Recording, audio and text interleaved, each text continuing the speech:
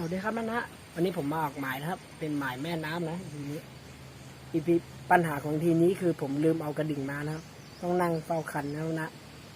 ก็ช่วยกันเฝ้านะครับเพราะว่าผมลืมจริงๆนะทีนี้เดี๋ยวรอลุ้นกันว่าปลาจะเข้าไปครับผมใช้เป็นเหยื่อไส้ดินนะครับไส้เดือนนะครับ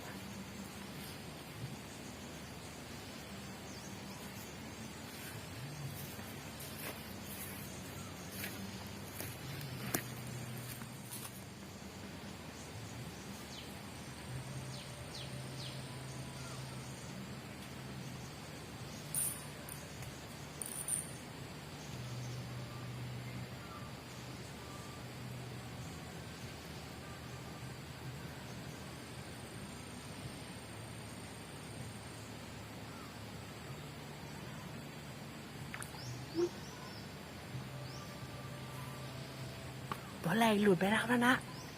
เดี๋ยวรอลุ้นกันอีกทีนะครับว่าจะได้อีกทีหรือเปล่า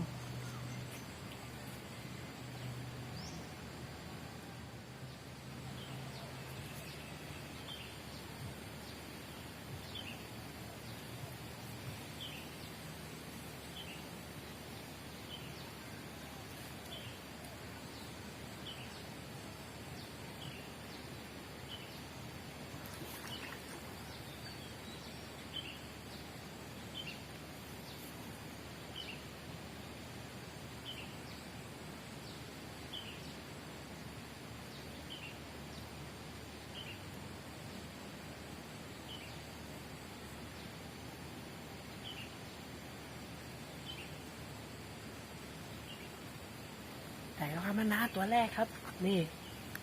ไซส์งามๆปลาอะไรผมก็ไม่รู้นะตัวนี้ใครรู้ก็คอมเมนต์บอกผมทีนะครับไซส์งามๆครับ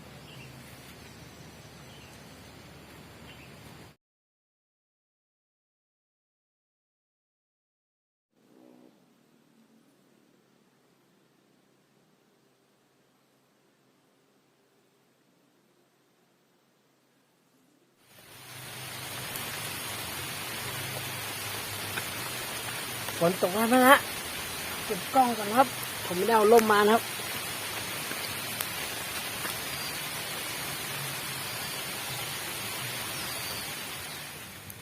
ครับนะตอนนี้ฝนก็เริ่มที่จะหยุดแล้วนะเดี๋ยวก็รอดูว่าปลาจะเข้าไงครับเดี๋ยวไปลุ้นกันนะครับนะ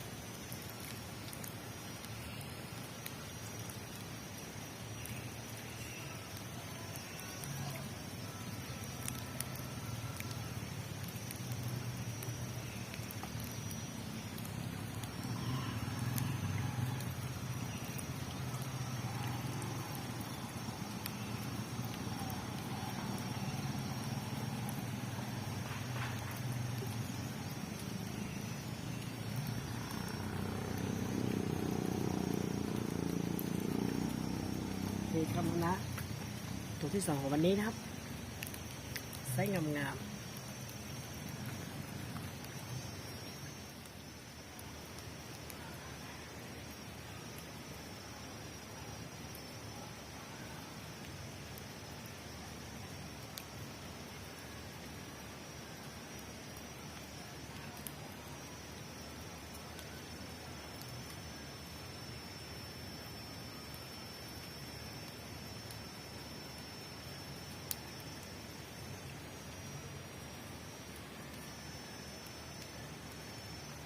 นี่ครับนะ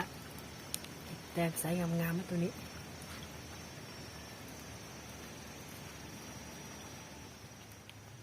เราจะย้ายหมายกันครับหมายนี้เจอแต่ลูกปลาเราจะย้ายไปข้างล่างนู้นนะครับครับนะผมก็ได้ย้ายหมายมาอยู่ตรงนี้แล้วนะเดี๋ยวรอลุ้นอยู่ว่าปลาจะเข้าเปล่านะหมายตรงนี้ผมเคยมาครั้งหนึ่งแล้วนะพอหมานอยู่นะครับเดี๋ยวลองรู้กันวันนี้นะครับ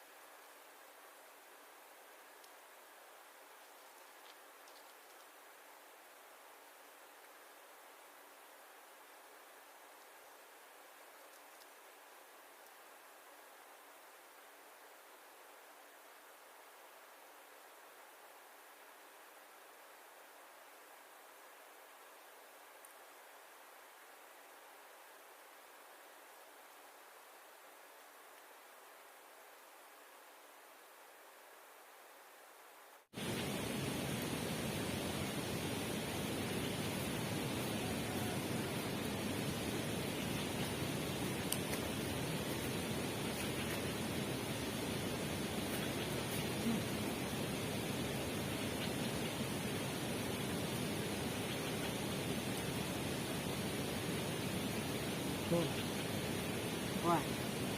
ไม่เย็นนี่ครับนะฮะแต่แล้วนะครับหมายใหม่นี่ปลาอะไรนะครับนั่นนะช่วยบอกผมด้วยนะตัวนี้ผมไม่รู้จักชื่อนะนี่อะไรเนี่ยเดี๋ยวถือว่าหมายอยู่ครับนะ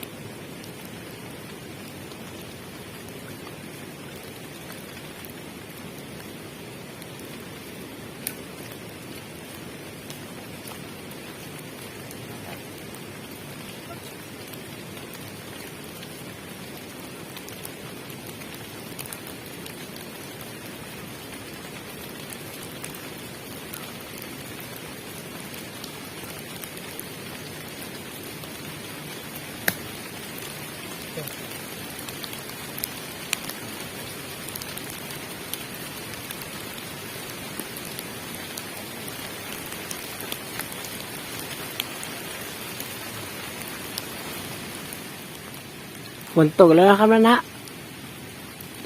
เดี๋ยวรอดูว่าปลาจะเข้าไงครับเปล่านะครับผมโยนตรงนี้นะครับแล้วก็เหมือนจะติดปลายใหญ่แต่มันก็ติดอุปสรรคใต้น้ำด้วยครับหลุดไปนะตัวเมื่อกี้เดี๋ยวรอลุ้นอีกว่าจะมี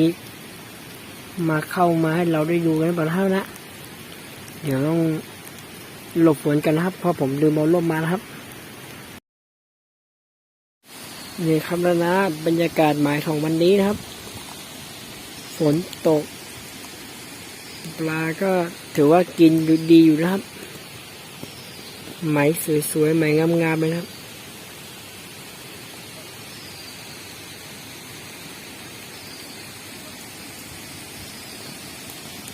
ถ้ามีร่มก็จะดีหน่อยแต่ผมไม่มีร่มแล้วก็เลยไม่ได้อัดคลิปให้นาได้ดูตอนฝนตกนะครับยังไงก็ขอโทษด้วยนะครับถ้านาท่านใดมีร่มเหลือก็ไปจ้างมาให้ผมได้นะครับขอขาดแคลนจริงๆครับ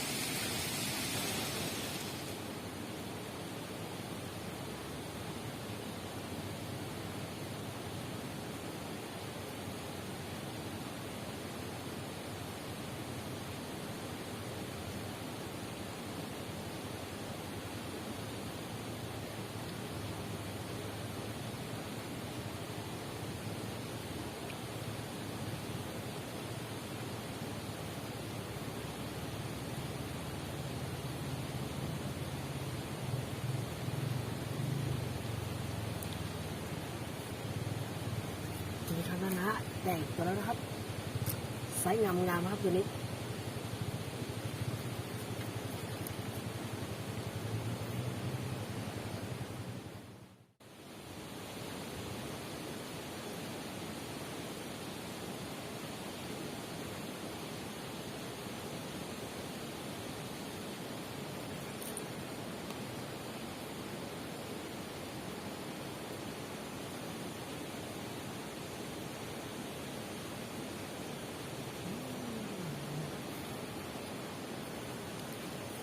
นี่ครับ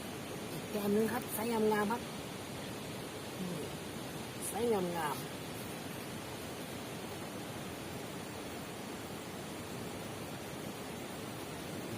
เรียกให้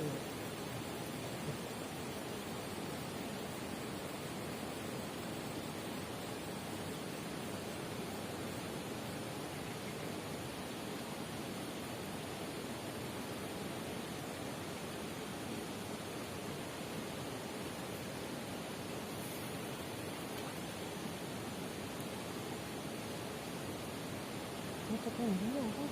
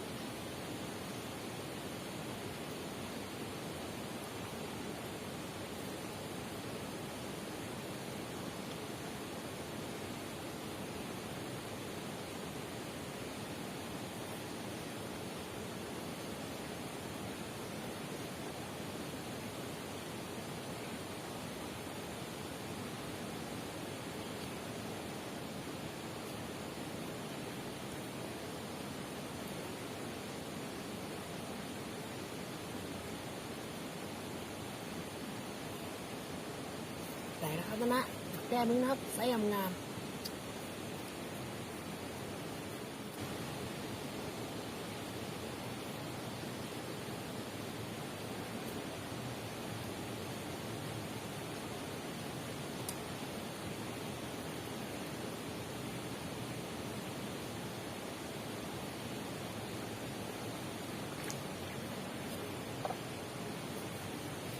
แต่แก้มแล้วนะ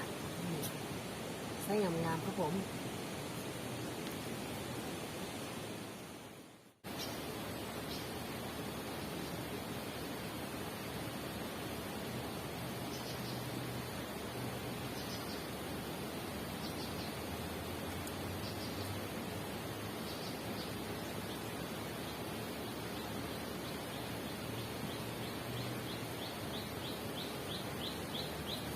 แต่นะครับนะนี่ไซส์งามๆอีกตัวนึง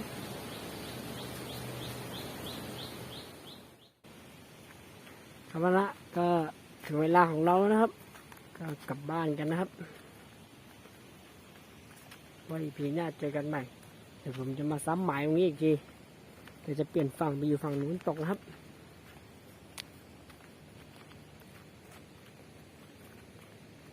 เดี๋ยวเราจะเดินทางกลับบ้านกันนะครับอันนี้ก็จะเป็นคอกวัวของเขาครับ